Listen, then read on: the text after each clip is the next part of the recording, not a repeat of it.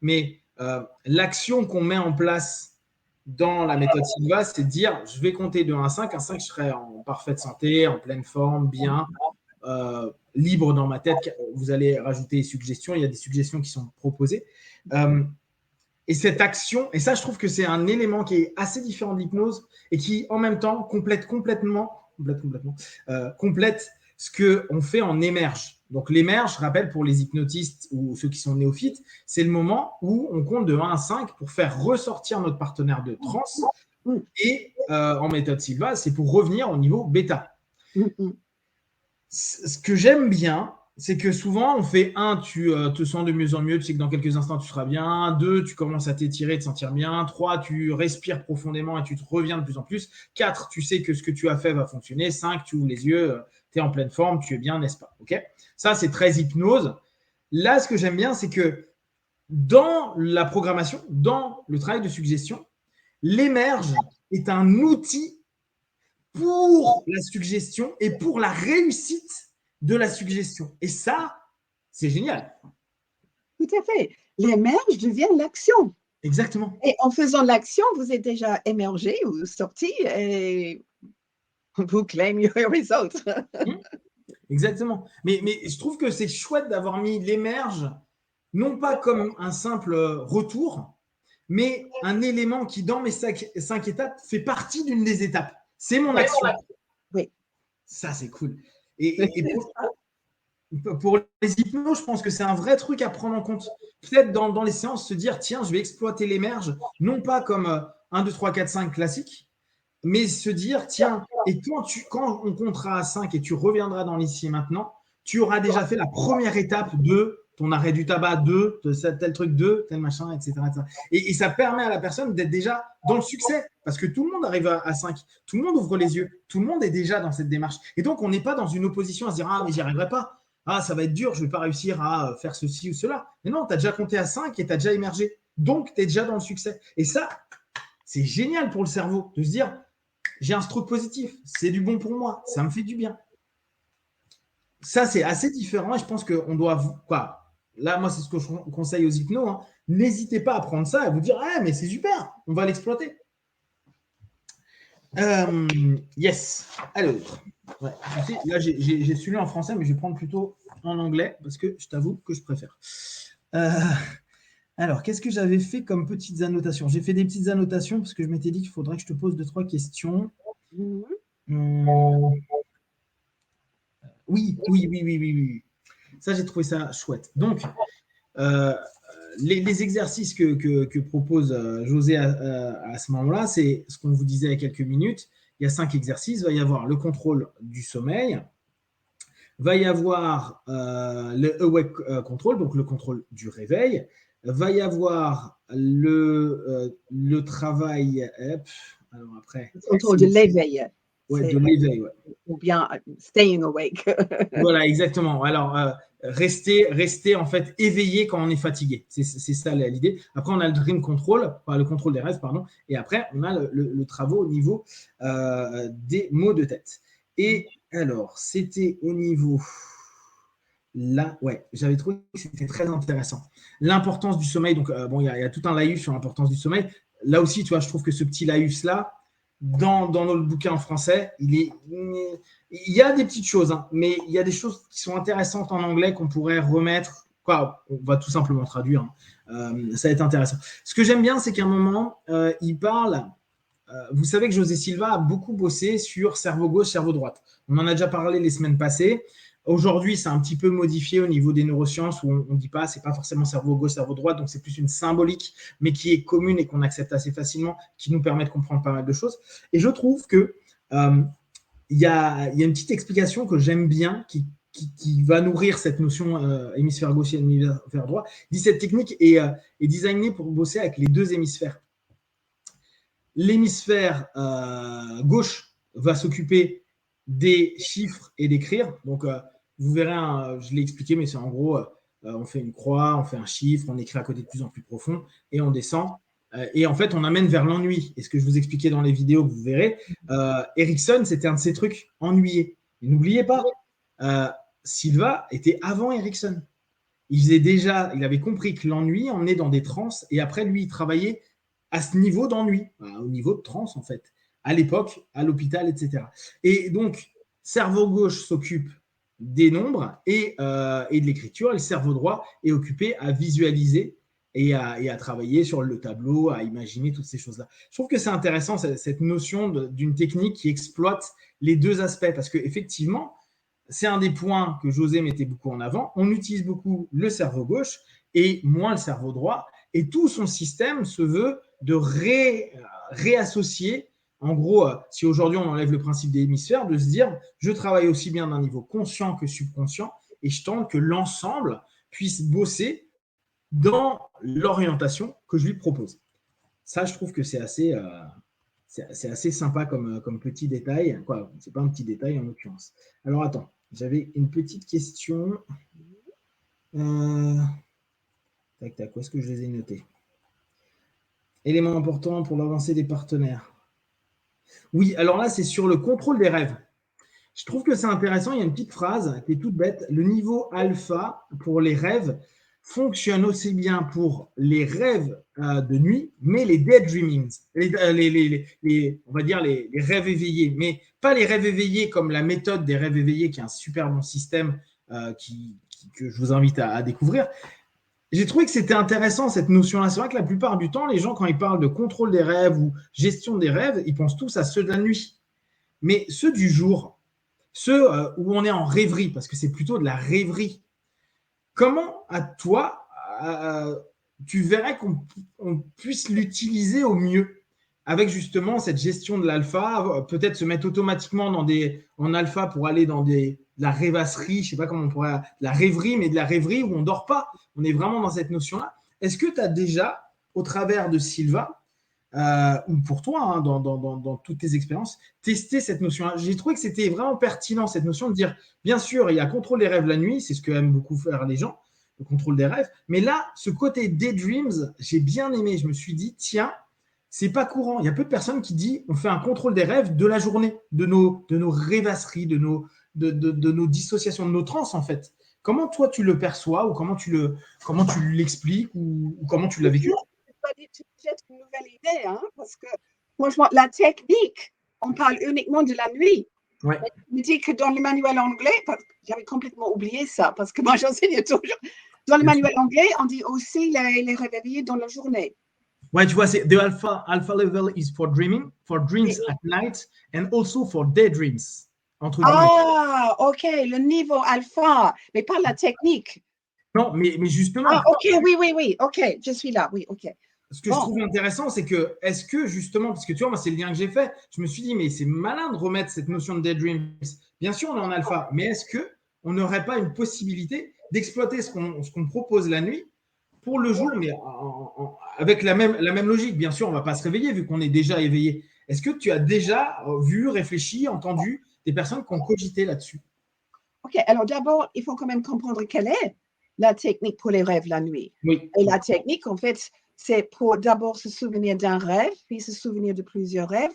Et troisième, créer un rêve, provoquer un rêve qui contient la solution à un problème. Donc, ce que tu es en train de me demander, est-ce qu'on peut utiliser la rêverie en alpha pour trouver la solution d'un problème? Exactement. Mais absolument que oui. Mais, et ça, en fait, je trouve aussi que, écoute, quelquefois les gens sont tellement coincés avec l'idée, c'est contrôle. Donc, je mets mon système, j'entre en alpha, je programme, je fais ceci, je fais cela, je dois tout contrôler. Et si pendant un petit moment, j'ai des pensées parasites ou je flotte ailleurs, etc., oh zut, alors il faut que je contrôle ça. Mais José Silva lui-même disait, mais moi aussi, j'ai des pensées parasites quand même. Ce n'est pas un contrôle conscient parfait. Et c'est bien qu'il y a des moments où on ne contrôle plus consciemment, on laisse les pensées venir. Donc, je trouve que plus tu es habitué à utiliser consciemment alpha pour résoudre des problèmes, plus tu seras apte à commencer à avoir des petits rêves. Et tiens, il y a une idée qui me dit, arrive, ou il y a un flash, etc. On sait déjà que l'intuition fonctionne mieux en alpha. Donc, je crois que simplement se mettre en alpha et ne faire rien du tout, juste une petite rêverie, les images qui vont venir ne seront pas totalement comment hors sujet, ouais. Ouais, ils ne seront pas forcément hors sujet. Ça sera oui, focalisé sur un image. souvent, justement, il y aura une connexion avec quelque chose qui présente un problème dans la vie. Mais donc, oui, effectivement, moi, je me sais quelquefois en alpha, je dis simplement, j'ai ce problème et je demande des idées. C'est vrai que je fais ça dans mon laboratoire, mais les idées viennent comme une rêverie, quoi. Oui, oui, donc oui, c'est bien. Mais ouais, tu vois, j'ai trouvé ce petit, juste cette notion-là de rappeler cette notion de rêverie du quotidien comme un élément qui peut être vraiment. Parce qu'il y a plein de moments où tu sens que tu pars. Tu sens que tu as les yeux ouverts, tu es là, tu es dans ton métro, tu es dans ton bus, ou faut pas le faire en voiture, les gars. Donc en métro, en bus, on se fait porter. Puis d'un coup, on est là, puis on est ailleurs. Et ça, je me dis, tiens, on a conscience que c'est une transe, on peut se dire, tiens, je me mets en alpha et je peux utiliser cette notion-là. Là, je veux que dans quelques instants, une image, un son, quelque chose me fasse sortir, mais qui me donne peut-être déjà un début de solution, une idée à suivre, quelque chose à voir, etc. Quand on parle d'inspiration, inspiration, c'est rarement quelque chose à laquelle on arrive par une série d'étapes logiques. C'est un moment où et c'est spontané, c'est comme si ça vous arrive. Et ça, c'est le type de choses qui arrive quand vous êtes en rêverie alpha. Exactement. Mais voilà, ça, c'est un élément. Par exemple, Rika, Archimède, il était dans son bain en train de se relaxer, n'est-ce pas? Eureka, j'ai trouvé. Exactement. Un autre élément que j'ai trouvé intéressant et que je ne me souviens pas avoir beaucoup entendu, alors tu vas me corriger, je pense. Tu peux dealer avec d'autres challenges. Bon, alors, en fait, là, pardon, on est passé sur le headache control, donc les contrôles des maux de tête. Vous verrez dans les vidéos que je vous explique comment ça fonctionne. Il y a deux types de maux de tête. J'aime bien cette séparation-là. Il y a celle qui est liée à la tension et au stress, qui va être ce qu'il appelle les maux de tête. Et après, il y a les migraines qui sont un petit peu plus complexes et où on répète le cycle des maux de tête de tension plusieurs fois avec une pause de 5 minutes entre-temps. Je trouve le process très sympa. Alors, je sais qu'il y a beaucoup de personnes qui, malheureusement, ont des maux de tête. Et effectivement, dans l'ouvrage anglais, c'était dit autour de 90% des maux de tête sont liés plutôt à de la tension qu'à des migraines type ophtalmique ou tous les trucs où on sait que c'est un peu plus compliqué. Ouais. J'étais migraineuse avant que je faisais la méthode Silva. Ah ouais? Pas souvent, mais quand j'en avais, waouh! Mais c'est un ancien souvenir. J'y pense plus. C'est passé il y a très longtemps. Ça, c'est chouette, parce que moi, je ne me rends pas compte, je ne suis pas migraineux du tout. Les seules fois où j'ai mal à la tête, c'est quand je me prends trop de coups à la tête et tu sais pourquoi tu as mal. Mais il y a des moments où je vois les personnes, mais dans un état tellement. Là, tu es vraiment quoi? Toi, tu te sens vraiment pas bien pour eux parce qu'ils n'arrivent plus à rien, quoi. Je ne me rendais pas compte que ça pouvait faire aussi mal une migraine. Ça m'est déjà arrivé, mais c'est tellement rare que, effectivement, si la technique aide vraiment les gens, mais c'est génial. Alors, justement, moi, ce que j'ai bien aimé, c'est il y a un moment, il dit qu'on peut aussi l'utiliser, et je ne sais pas si tu as des feedbacks, avec les personnes qui ont de l'épilepsie. Qui ont quoi? L'épilepsie. Tu sais, les crises d'épilepsie. Ah! Tu vois, il y a, for instance, people with epilepsy have obtained relief by entering the alpha level and using the same 5-step procedure to cancel out the problem. Oui, donc, parce que c'est dû au stress. Ouais, tu vois, là je me suis posé la question. J'ai trouvé que c'était intéressant. Je connais personne personnellement qui l'a utilisé, mais si c'est dans le livre, c'est parce qu'on a eu des cas comme ça. Mais en fait, c'est comme on dit, toute situation temporaire et due au stress peut être soulagée par cette étape. Par exemple, l'exemple que moi je donne, si tout d'un coup tu es dans une crise de colère, par exemple, et tu sais, il faut le contrôler parce que tu es à ton travail, il ne faut surtout pas que tu hurles à ton patron. Mais donc, niveau alpha, et je dis aux gens justement, si tu es en plein travail et tu veux contrôler ça, il faut t'excuser et aller aux toilettes. Au loin, tu peux fermer la porte, s'asseoir, fermer les yeux, et tu as 2 minutes pour faire la technique. Et puis, Donc, c'est justement, je suis en colère avec, je ne veux pas être en colère, je vais sentir calme et sereine, je vais compter de 1 à 5 et toujours avec tout le processus, je suis calme et sereine. Et en 2 minutes, on change vraiment. Mais c'est parce que, quand je dis c'est temporaire, c'est pas comme, justement, je me suis fait une blessure physique qui va prendre du temps, mais c'est quelque chose.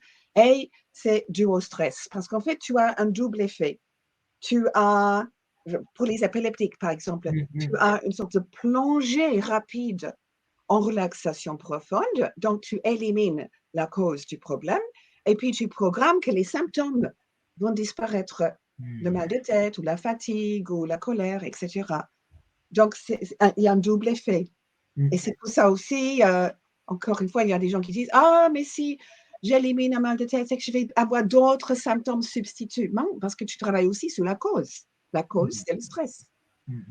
Ouais, c'est super intéressant ta précision. Moi, je disais sur les vidéos, là, quand j'ai fait sur le manuel, je les ai fait hier. Je disais, bon, attention, ce qu'on dit aussi en hypnose, hein, mais attention, je le rappelle là, quand on a des maux de tête, parfois, c'est des symptômes qui ont un sens. Donc, on n'est pas en train de jouer à l'apprenti sorcier. On apaise si on sent que c'est lié à notre stress, parce qu'on est trop sous pression. Vous savez que ça arrive comme ça et que vous avez déjà fait tous les diagnostics, vous le faites sans problème. Par contre, si vous sentez que ça apparaît comme ça, que ça vous paraît un peu bizarre, faites toujours attention à nos techniques, que ce soit hypnose ou là, ça pour diminuer ou enlever, parce que enlever un symptôme n'est pas une bonne chose. Ça reste une information. Respectez votre corps, respectez les choses. Donc, si vous sentez que il y a des maux de tête bizarres qui viennent, vous n'en aviez pas, puis d'un coup, vous commencez à en avoir et que apparemment votre vie, elle n'a pas changé, très bien, vous pouvez l'utiliser pour calmer. Prenez rendez-vous chez le médecin. Allez passer des scans. Ne rigolez pas avec votre santé parce qu'on vous permet qu'un système, une analgésie peut être possible ou une anesthésie, c'est super. Mais on sait, nous en hypnose, on l'a vu, en diminuant trop parfois des douleurs, en les enlevant, les personnes font des bêtises. Exemple le plus marquant que j'ai eu, c'est une copine qui est hyper suggestible, qui est absolument géniale dans l'auto-hypnose, donc qui arrive à très bien se programmer, qui sait esquinter la cheville, qui dit c'est pas grave, qui arrête la notion de la douleur, qui n'a pas eu de douleur de la journée, qui rentre le soir, sa cheville, elle est comme ça.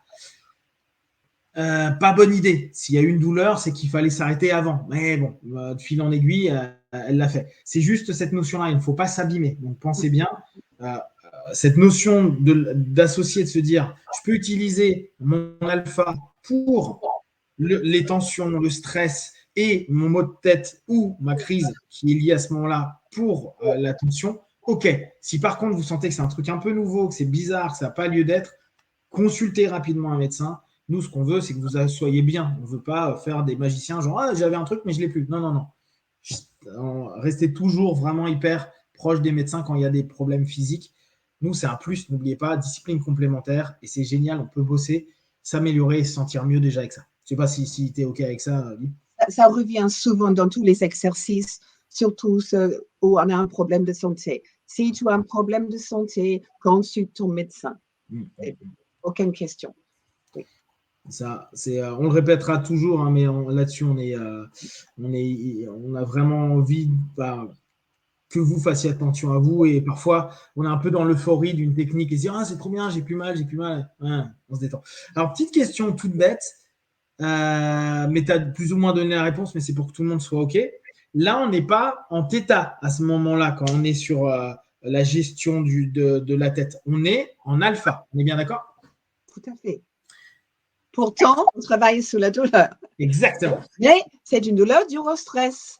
Donc, c'est comme si, justement, tu as qu'est-ce qu'on appelle la casserole ou la vapeur et tu élimines le stress et les symptômes vont commencer justement à diminuer automatiquement. Donc, c'est partiellement suggestion, c'est pas seulement on enlève la cause. Mais quand on fait quand même la lévitation de la main pour créer le gant anesthésique, qui est le 2e jour, là, bien sûr, on se met en θ. Et là aussi, il faut consulter ton médecin, il faut faire attention. Et j'ai plein d'histoires pour ça, y compris une fois quand moi, j'ai tordu la cheville. Et ça, c'était hyper fascinant. Hein? Mais ça serait pour un autre moment. Ouais, pendant qu'on est toujours dans sommeil, réveil, éveil, la technique du réveil, justement, je trouve ça très intéressant qui met ça dans le premier exercice où il y a des techniques. Parce que bien que beaucoup de gens disent « Ah, mais moi, je fais ça déjà, je pense blablabla », il y a d'autres personnes pour qui c'est une révélation. Je viens de recertifier un instructeur qui a commencé à donner la méthode Silva il y a 20 ans. Et la raison pour laquelle elle était fascinée avec la méthode Silva, c'était parce que la première fois qu'elle a appliqué cette technique, ça a marché. Et elle était époustouflée. Elle dit, mais tu te rends compte, ça veut dire que je peux donner une instruction à mon cerveau et il va le faire même quand moi, je suis complètement endormie. Je suis inconscient et ça arrive quand même. Et pour elle, c'était une révélation. Donc, pour beaucoup de gens, c'est la deuxième technique, en fait.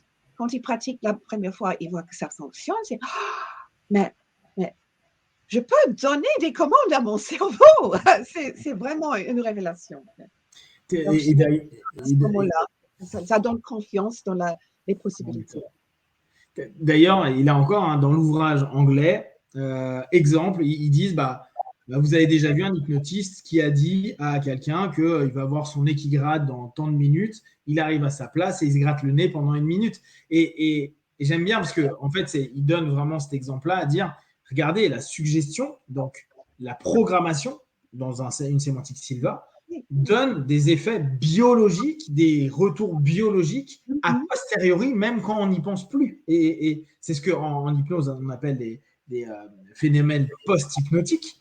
Mais c'est la même chose. Et c'est intéressant de se dire, OK, ça existe et je peux le vivre. Effectivement, le coup du réveil est extraordinaire. Se dire, je dors et mon cerveau a dit, je me réveille. Parce que je lui ai dit que c'est ce que je voulais. Génial. Génial. Et justement, quand moi j'enseigne hypnose, normalement, presque la moitié des gens ont déjà fait la méthode Silva. Ouais. Donc, quand on discute comment se mettre en auto-hypnose et rester pendant 2 minutes sans que je sonne le gong, mais comment je vais savoir que c'est 2 minutes? Mais je dis au départ, je vais me réveiller après 2 minutes et ça va arriver. Et tout le monde qui a fait Silva, mais c'est normal. Et des autres, tu peux vraiment dire, je vais me réveiller après 2 minutes et je vais le faire parce qu'ils n'ont pas compris justement qu'on peut littéralement se connecter avec notre horloge interne. Exactement. Et l'utiliser, c'est bien. Ah, ça, c'est génial. Yes. Donc, là, pour le 101, on va clore là-dessus. On va juste ouvrir un petit peu pour les personnes qui nous suivent. Donc, avec Ed, ça évolue notre cheminement. On vous dit un peu des étapes. Pour l'instant, c'est en cours, mais on vous donne au fur et à mesure. Donc, on a eu la chance d'avoir Ed qui s'est motivé d'un coup à numériser les newsletters. Et ça fait 4000 pages pour vous donner un peu l'idée. Donc, il y a un paquet de choses à lire. Et son idée va être de revendre par tome. Donc, je trouve que l'idée est bonne. Il nous a parlé de ça, donc on sent qu'il est motivé. José Junior, donc Joe Silva, il est OK avec ça. Donc, ça va être certainement fait dans les semaines à venir. Comme disait Lee, on attend. Là, ils ont l'air d'être chauds, donc ils voudront faire d'abord un truc en pré-order, en précommande. Alors, c'est en anglais, là-dessus. Je ne vous ferai pas la traduction de 4000 pages. Mais il est très motivé pour le faire. Il m'a dit, je vais faire ça en 2 nuits. Donc, pour ceux qui sont anglophones, ça peut être sympa. On vous dira quand ça sera lancé, parce que là, ça a l'air d'être… ils ont l'air d'être très, très motivés. Et comme ça, vous aurez possibilité d'acheter soit un tome par un tome, soit, comme il disait, toute la série. On vous en reparlera quand ce sera plus formalisé, mais l'idée est en train de bien émerger. Et je pense que ça va être cool pour tout le monde parce que ça va permettre de voir. Ah oui, mais ça, on verra ça la prochaine fois parce que je ne veux pas que ça dure trop longtemps, mais il y a plein de choses sur les noms. Tu vois, le nom de la méthode Silva, tu sais, au départ, c'était Mind Control. Pourquoi il y a du Ultra Mind qui est arrivé quelque part? Pourquoi dans les noms même de la newsletter, ça a changé 3 fois? Tout ça, j'aimerais qu'on en parle un moment parce que c'est une évolution. Il y a dû avoir une raison pour cette évolution. Et je pense que ça peut être intéressant que les personnes qui s'y intéressent comprennent pourquoi parfois on va lire, surtout que maintenant, il risque d'y avoir on aura certainement la chance d'avoir la possibilité de voir les newsletters d'il y a 69 les premières newsletters, donc d'il y a quand même un paquet de temps. Et ça sera un Il y nom a différent. toutes les origines, il y a toutes les anecdotes, il y a toutes les célébrités qui ont écrit des articles. Et justement, les premiers, probablement, il y a une seule copie qui reste dans le monde sur papier imprimé. Donc, je veux te remercier et te féliciter publiquement, Bob, pour avoir donné cette idée à Ed parce que ça serait fabuleux, vraiment fabuleux. Ouais, je Moi, pense je que vais faire un pre-order moi-même. ouais, bon, ouais, moi aussi, quoi. Bon. Là, je pense que c'est bien parti. Ce qui est cool, c'est qu'il est motivé. Et puis, ce qu'on va tenter aussi, c'est de vous faire découvrir Ed au travers de podcasts qu'on fera comme ça, peut-être moins long parce que il dit qu'il est fatigué. J'ai pas envie qu'on l'épuise. Je préfère en faire plusieurs et qu'ils prennent plaisir à le faire plutôt qu'en faire un long et qu'il soit crevé à la fin et que ça l'agace. Donc, faut vraiment, on va trouver avec Lee quelque chose. On vous tiendra au courant. Tout ça, ça évolue bien de ce côté-là. Lee, elle m'a dit encore hier qu'elle est en contact avec des anciens qui sont aussi chauds pour faire un podcast. Ça sera en anglais, mais on trouvera un moyen de le traduire, vous inquiétez pas. Donc, on va avoir plein d'anecdotes, plein de choses, plein de connaissances. Et ça va être génial. On vous tient au courant par rapport à ça. Est-ce que tu as quelque chose à rajouter, Lee, avant de finir? Non, sauf que une fois qu'on a fait la technique des rêves, c'est juste un départ. On peut continuer à exploiter.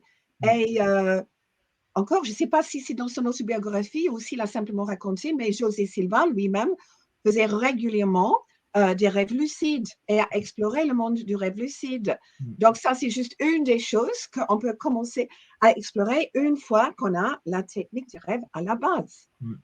J'ai regardé plusieurs cours sur les rêves lucides et ça commence toujours avec exactement ce qu'on fait en Silva. S'entraîner à se souvenir d'un rêve et noter le rêve, etc. Oui. Donc là aussi, il y a plein de belles choses à voir. Vous allez voir, ce qui est cool avec la méthode, c'est que, je répète souvent ce que j'avais dit au départ, mais j'avais l'impression que la méthode Silva, c'était une espèce de synthèse de plein d'éléments. Et quand on me l'avait dit la première fois, je me souviens, c'était le deuxième jour, et on me dit, ah, mais on a travaillé ça, ça, ça. Et je dis, mais attends, ils font de la PNL, de l'hypnose, de la visualisation, ceci, cela. Et effectivement, c'est ça, sauf que c'était avant que la PNL et les visualisations X ou Y de certains styles nouveaux existent. Donc, effectivement, il était déjà très précurseur dans sa manière de voir. Et c'est pour ça que vous voyez plein de choses différentes qui sont des portes d'entrée que vous pourrez aller développer de votre côté, travailler beaucoup et puis partager aux autres qui aiment, comme vous, certains éléments spécifiques de la méthode. Donc, on vous remercie. S'il y a des questions et des remarques, comme d'hab, vous les envoyez, vous m'envoyez ou vous laissez un commentaire. On y répondra au prochain podcast. Et comme d'habitude, de tout ce que je propose, ne prenez que ce qui est bon et juste pour vous. Testez, observez, analysez et concluez. Be one.